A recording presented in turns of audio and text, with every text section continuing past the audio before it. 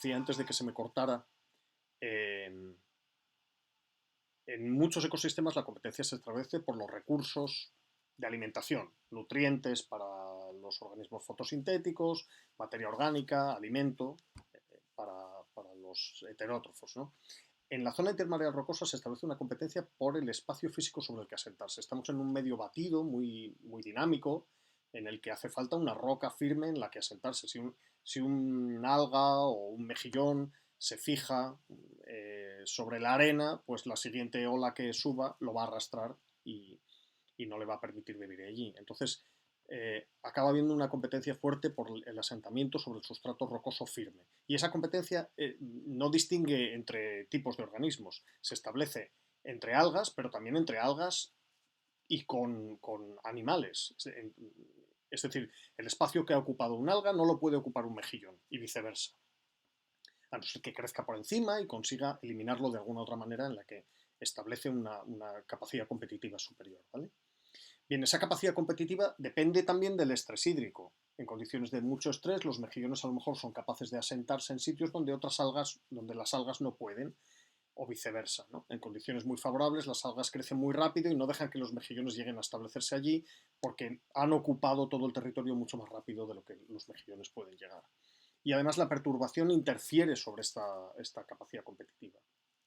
Las algas se rompen más fácil que algunos otros organismos, etcétera, etcétera. Entonces, el choque del oleaje, la perturbación física, el volteo de las rocas, el rozamiento de las rocas contra el litoral, de la arena, todo eso produce una perturbación física que no todos los organismos pueden soportar igual, ¿vale? Y que también depende de la altura de marea, depende de dónde está el rompiente de la ola y dónde rompe con más fuerza. Y finalmente también la depredación. ¿Por qué los mejillones no bajan más? En parte porque se los comen las estrellas de mar que no son capaces de soportar la desecación allá arriba. Las estrellas comen hasta una cierta altura, los mejillones si pueden, no si pueden, es que se los comen. Entonces esa competencia con algas que crecen muy bien en zonas submareales o muy sumergidas, los depredadores que les atacan mucho en las zonas muy sumergidas, etcétera, acaba desplazando a los mejillones a un sitio donde no es que estén cómodos, es que es donde pueden sobrevivir con mayor probabilidad, ¿vale? Entonces, por eso es un sitio muy interesante para estudiar, porque las cosas se ven muy bien y porque las fuerzas ecológicas que las provocan son complejas, interactivas y muy interesantes para una práctica, ¿no?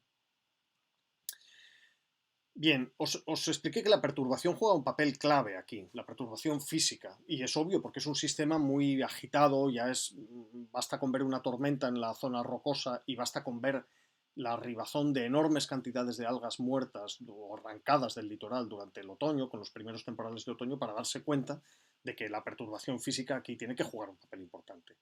No es solo aquí, la perturbación juega un papel muy importante en la modulación de las capacidades competitivas de los organismos.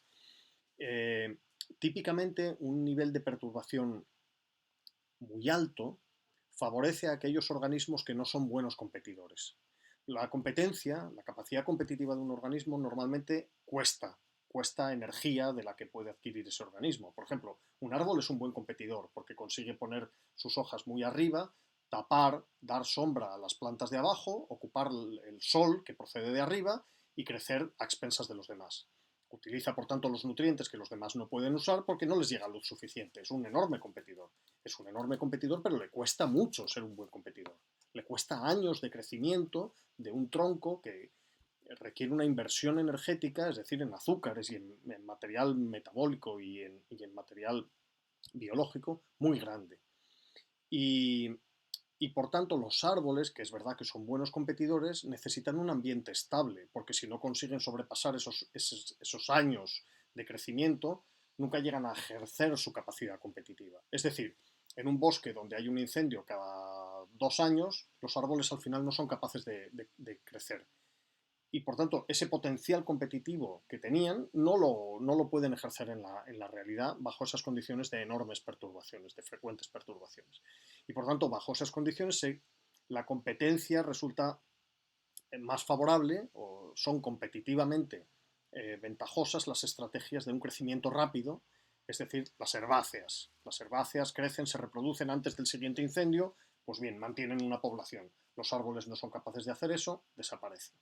Así que en condiciones de una perturbación muy alta tienden a dominar los estrategas, los organismos que tienen una estrategia de crecimiento y reproducción muy rápida, pero que no son buenos competidores cuando las condiciones son de estabilidad.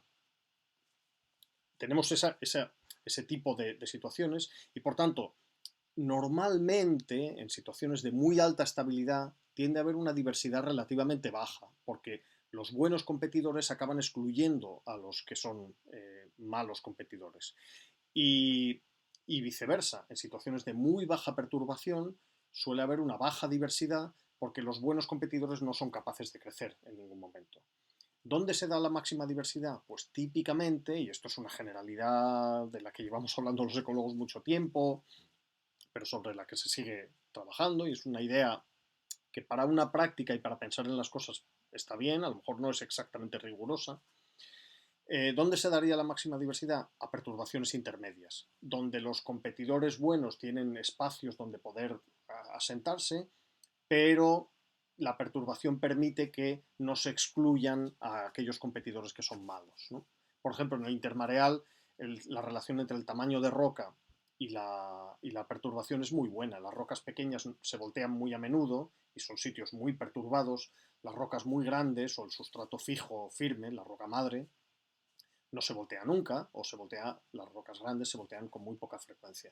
Pues ahí tenemos un gradiente de niveles de perturbación para un mismo estrés físico, para una misma perturbación por el oleaje, que hace que la mayor diversidad se suele dar en rocas de tamaño medio. Las rocas grandes se ocupan por los grandes competidores, las rocas pequeñas por los estrategas de lo que se llama en ecología estrategas de la R, los oportunistas que crecen muy rápido. Las rocas intermedias dejan sitio a todas, ¿vale?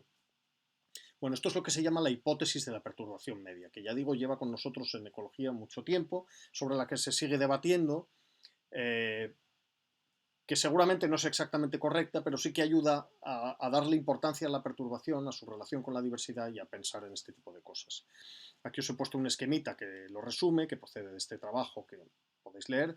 Esta es una página web en la que se presenta un modelo de bosques y el impacto que los fuegos provoca sobre la diversidad, y se va corriendo el modelo con distintas intensidades, frecuencias y duraciones y escalas de fuego, y permite ver cómo cambia la diversidad y efectivamente se tiende a alcanzar una máxima diversidad a valores intermedios de fuego. No a ausencia total de fuego en la que dominan los árboles de forma absoluta, acaba siendo un bosque casi uniespecífico de robles, tampoco a fuegos muy intensos donde solo hay herbáceas y matorrales, a situaciones intermedias pues hay un poco de todo, ¿no? Y si necesitáis algo más o queréis algo más sobre la relación entre diversidad y perturbación, pues esta es una buena referencia educativa, no puramente científica. Bien, ahora ya tenéis una idea, tenéis información para generar vuestro entendimiento, ¿vale? Teníamos este modelo de la lógica del método científico, en el que en primer lugar se generaba un entendimiento a partir de cosas que sabíamos. Os he puesto aquí una posibilidad para enmarcar la práctica en algo, bueno, que podría ser el inicio de una investigación científica, ¿vale? Por ejemplo, la de diversidad me preocupa, porque me da la gana, porque es un asunto que me preocupa. No tengo que dar explicaciones. En este nivel de pensamiento científico no es la parte que llamábamos informal, privada. Yo no doy explicaciones a nadie. Me preocupa y ya está. También he oído que el cambio climático está haciendo que aumente, digamos, los eventos meteorológicos extremos. Son más frecuentes y más intensos. Tormentas, tornados, bla, bla, bla. Y además me he enterado, porque he ido a clase, que la perturbación física juega un papel importante en la estructura de las comunidades de intermareales de algas. Bueno, pues puedo tener la hipótesis de trabajo de que con el aumento de la frecuencia e intensidad de las tormentas en Galicia puede que se reduzca la diversidad de algas en el intermareal. Entonces necesito generar a partir de ahí una hipótesis formal que ya tenga que poner en condición de validación por la comunidad, una hipótesis realmente formal y pública, ¿no? Que podría ser esta o cualquier otra. Podría ser directamente la hipótesis de la perturbación intermedia, como os muestro ahí, pero puede ser simplemente que la hipótesis de que la perturbación física va a reducir la diversidad de las algas en el intermareal rocoso. Con eso puedo generar una predicción testable, que era la clave de una hipótesis formal, ¿no? Que pueda demostrarse que es falsa. que sería algo, puede ser esta o puede ser otra. Siendo todo lo demás igual, es decir, comunidades iguales en cuanto al resto de factores ambientales que determinan la distribución de organismos en la intermareal, siendo todo lo demás igual, áreas de un ecosistema con mayor perturbación presentarán menos diversidad. O si estoy testando la hipótesis de la perturbación intermedia, pues tengo que testar la idea, la predicción de que la diversidad será máxima a niveles de perturbación intermedios. Y esto hay que compararlo con una observación que podemos hacer en el intermareal. Y es lo que, digamos, enmarca o da contexto a la práctica que os propongo, ¿vale? Bien, pues a continuación en el siguiente vídeo lo que haré será explicaros un plan de trabajo que permitiría poner a prueba alguna de estas hipótesis formales que os he planteado hasta aquí.